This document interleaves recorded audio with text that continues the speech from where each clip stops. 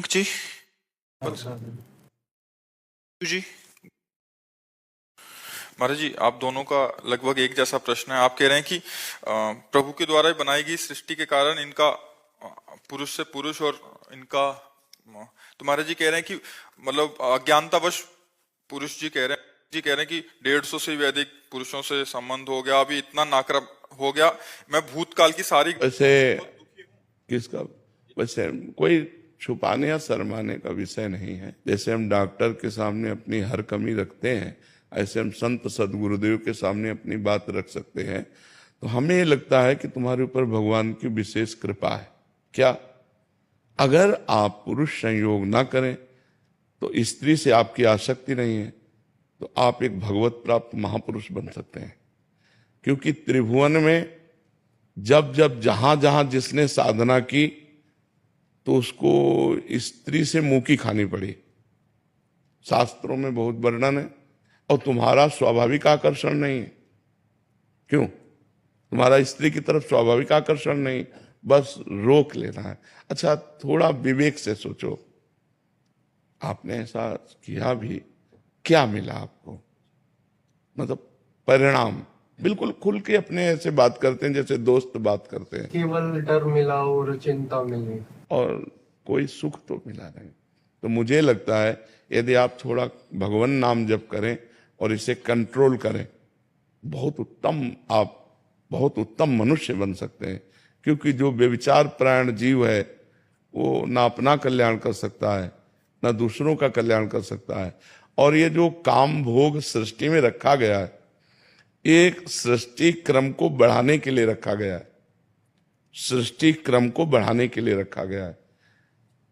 तो स्त्री और पुरुष का जो संयोग विधान शास्त्रीय है वो संतानोत्पत्ति के लिए है, ना कि केवल मनोरंजन के लिए। शास्त्र सम्मत। तभी उसका जीवन ब्रह्मचर्य परायण स्वस्थ पर, और कभी साल 6 महीना में एक बार ऐसा, तो वो बहुत अच्छा जीवन। ये व्यभिचार प्रवृत्ति तो मतलब बहुत निकृष्ट आदत है और ये सबको नष्ट कर रही है। तो मुझे लगता है भाई, यदि आप थोड़ा विचारवान बन जाएं और अध्यात्म की शरण लेकर इसको शासन में लें तो आप बहुत अच्छे बन सकते हैं। क्योंकि धर्म पालन है तो संभोग होगा नहीं, संतानोत्पत्ति योग संबंध होगा नहीं है, केवल भोग विलासिता मनोरंजन। तो हमें आप खुद अनुभव करके देखो, क्या आप ऐसा जीवन नष्ट करना चाहोगे? तो मुझे लगता है नियम और संयम में आना चाहिए।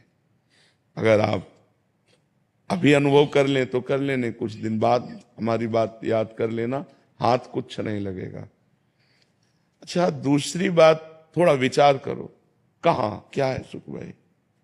हम ऑपरेशन करके आपको बता रहे दिमाग के, तुम्हारे दिमाग का क्या है भाई? कौन सा सुख है? दुर्गंध और मल भरा हुआ है, वहीं से तुम्हारी रति है। मुझे लगता है कि ये पूर्व संस्कारवश, ये आपकी कोई उपज नहीं है, ये आपकी कोई मनपसंद बात नहीं। आपके दिमाग में पूर्व प्रारब्धवशात ये संस्कार है। तो इस संस्कार को जीतने के लिए मनुष्य शरीर मिला है, इसी संस्कार में मिट जाने के लिए नहीं मिला है। अगर आप जीतते नहीं है तो मिटा देगा। कितना गंदा स्वरूप आपका होगा, चाहे वो बहन हो चाहे भाई हो, आप विचार करके देखो। उसके जीवन का मतलब क्या रहेगा? केवल मनोरंजन, धर्म से कोई मतलब नहीं इसमें। तो हमें लगता है अगर हम ब्रह्मचर्य धारण करें और भगवान की तरफ बढ़ते हुए समाज सेवा करें, अगर हमें संतान ही प्रिय है तो किसी की भी गोद नामा से हम संतान ले सकते हैं और अपने परिवार का वृद्धि कर सकते हैं। तो मुझे लगता है व्यर्थ में ऐसा अगर ना कीजिए तो बहुत विशाल जीवन बन जाए। ब्रह्मचर्य भी तो एक मार्ग है जिसके द्वारा हम परमात्मा प्राप्ति करें, समाज सेवा करें, जो चाहे वो कर सकते हैं। इस तरह मल द्वार में अपने को आसक्त करके जीवन व्यतीत करना मुझे लगता है कि ठीक नहीं है। स्त्री पुरुष का जो संयोग है वो संतानोत्पत्ति के लिए, धर्म में काम को भगवान अपना स्वरूप कहते हैं। धर्म में काम मैं हूं। तो वो धर्म तो यहाँ दिखाई नहीं दे रहा। और ये आप में ही नहीं है, लाखों बच्चों में है। और वो उनकी कोई उपज नहीं है कि वो अपनी उपजाए हैं ये बात, वो उनके स्वभाव में पूर्व प्रारब्ध से आई हुई है। पर वो विजय प्राप्त कर सकते हैं। अगर वो इस तरह से अपने जीवन को नष्ट करेंगे तो कब तक नष्ट करेंगे? क्या घृणा नहीं होती आपको? इससे जलन हो जाती हाँ, तो मुझे लगता है इसका सुधार किया जाए। है। एक बात और कि वृंदावन में भी आके कई बार मतलब ये 7-8 बारी देखो, अगर हमारी गंदी बात है तो हम कहीं भी जाएं, गंदी बात तो हमारी रहेगी। तो सत्संग में जैसे बोले थे कि ये उपजाऊ भूमि हाँ, बिल्कुल पाप। से अंदर से कि एक पाप आपको लाख बारी दंड देगा, तो आप हाँ, तो आप ऐसा करना कि वृंदावन की परिक्रमा करना नंगे पैर और मौन रहना, नाम जप करना राधा राधा, और फिर साष्टांग दंडवत करना जब परिक्रमा हो जाए, और गलती मानना वृंदावन से। बड़ा कृपालु वृंदावन है, वो क्षमा कर देगा।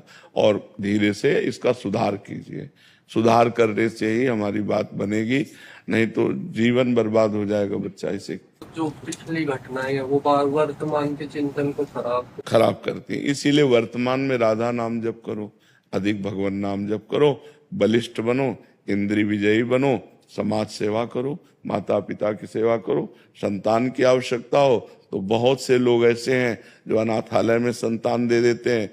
बहुत सी ऐसी सुविधाएं हैं जिनके द्वारा हम अपनी वंश परंपरा चलाने के लिए दूसरों की संतान, या अपने रिश्ते नातेदारों में बहुत से संतानें होती हैं, हम किसी से गोदनामा लेकर अपनी संपत्ति का अधिकारी उसे बना सकते हैं।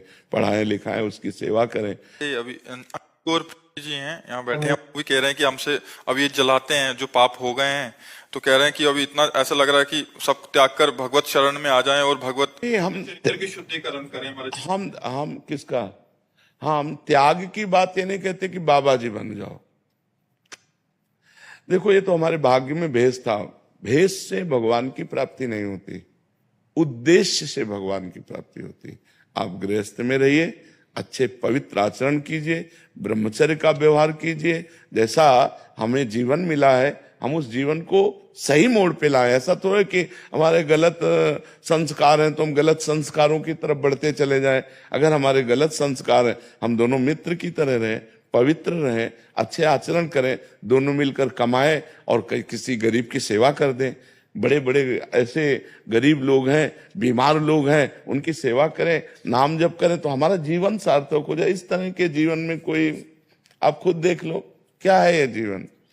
एक मतलब खिलवाड़ जीवन है, न धर्म है, न पवित्रता है, न भगवत अध्यात्म है। तो बुझा हुआ जीवन किस काम का जीवन? तो सुधार किया जाए। और ये आपका दोष नहीं है, ये आपके पूर्व जन्म के संस्कार में। आप जैसी लाखों बच्चियां, लाखों बच्चे हैं, लाखों हैं, कोई एक दो नहीं, कोई शर्म की बात नहीं, लाखों बच्चे बच्चियां हैं। हाँ, इसको सुधारा जाए, इसको सुधारा जाए। अच्छा, मान लो जैसे एक है कि हम तो दोनों जीवन भर मित्र भर, तो क्या जीवन का उद्देश्य आपका केवल इतना ही है? मतलब आपका जीवन इसी में समाप्त है? मनुष्य जीवन का उद्देश्य केवल इतना ही है, इंद्रियजन्य भोग?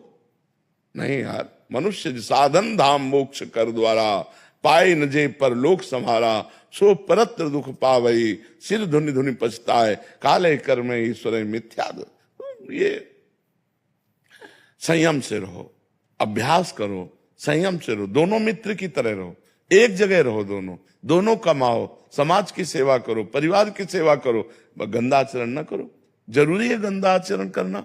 गंदे आचरणों से हमारा अंतःकरण निर्बल होता चला जाता है। खुद आप अनुभव कर लो, एक अपने से घृणा सी आने लगती है, लगता है कब तक करूंगा, कब तक? तो इसलिए उठो। ये कोई आप में ही दोष नहीं है, चराचर जगत में दोष है। पशु पक्षी हर जीव काम से व्याकुल है। भगवान की शरण में आकर, भगवान का नाम जप कर, भगवान का चिंतन करके हम अध्यात्म बल से इसे रोक सकते हैं, दूसरा कोई उपाय नहीं। देखो, जेलें भरी हैं, अगर आप पूरी जेल को छानोगे तो आधे निकलेंगे व्यभिचार में, आधे केवल व्यभिचार प्रवृत्ति वाले मिलेंगे जो जेल में भरे हैं। ये मन है, ये गंदी आदतों में ले जाकर आपको ही नहीं, सबको अगर बचे हैं तो अध्यात्म की शरण में, भगवान की शरण में, सतमार्ग में, नहीं तो बचने का कोई चांस नहीं है। जैसे हम भोजन पाते हैं तो शौच का वेग आता है, पेशाब का वेग आता है, ऐसे काम का वेग आता है। उस काम के वेग को भजन के द्वारा, हे नाथ हे करुणा में, तो भगवान संभाले तो संभला है, नहीं बालू का बांध है, 1 मिनट में टूट के कहां से कहां पहुंच जाए। तो आप लोग शर्माओ मत, कोई समाज से हे मत समझो, ये पूर्व का संस्कार ऐसा आया है, इस पर विजय प्राप्त